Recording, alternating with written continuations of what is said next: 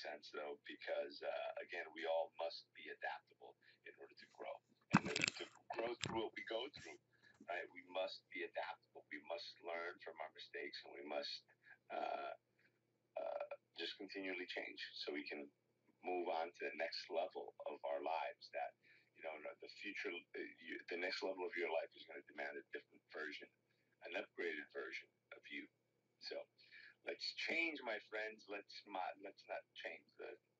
Let's upgrade. Let's continue to grow. Let's continue to evolve. Evolution is on stage.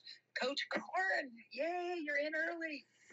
Oh, I'm in early and I'm bringing breakfast big today. Bringing it big. Just sat up last night with my wife enjoying one of the Jurassic Park movies. You know, it's always fun when a new one of those comes out.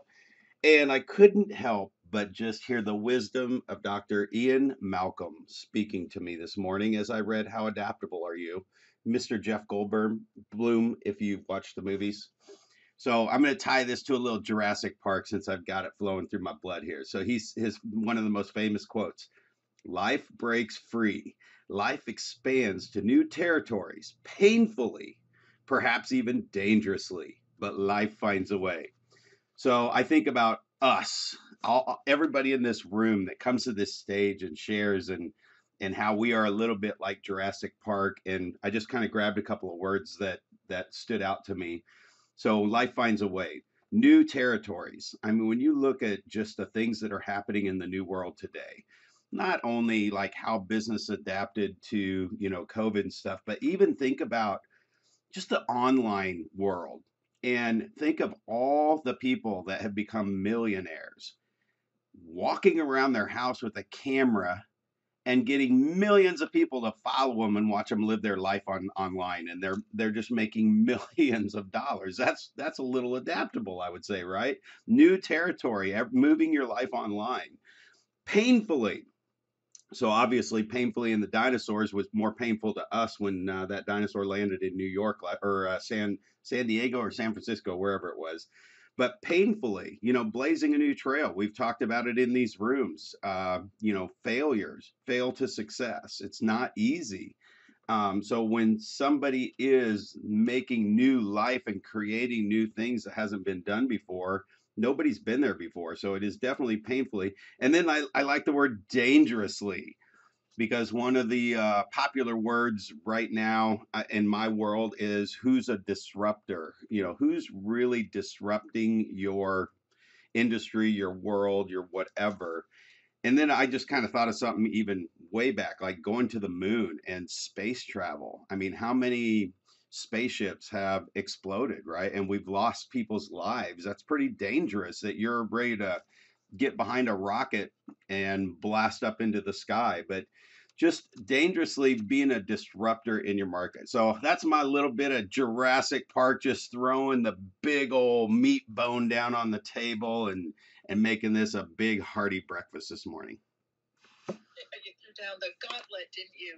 Yeah, I mean, wow, those are really great examples. And it can feel like that, can't it? Even if we aren't like, fighting the dinosaurs, it can feel that way. Even when it's something, could not perturb someone else, but it does perturb you. And how much does that impact us, right?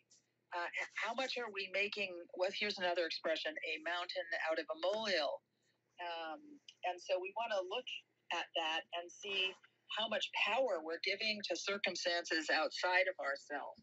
So I think that's a really, really big ticket item to look at, right? Because I think that's an innovative quality of someone that is, a disruptor, right? They have the power. They own their empowerment. They do not see those circumstances as bigger than them. In many cases, they see the circumstances as invitations to grow, invitations to let go of what they know for what they don't know, to have what they haven't had yet. The disruptors are all about it. And I love that you brought that up, Coach Corn. Go ahead. Oh yeah, I was just gonna say, so that with you just saying all that just reminds me like this room is Dr. Hammond.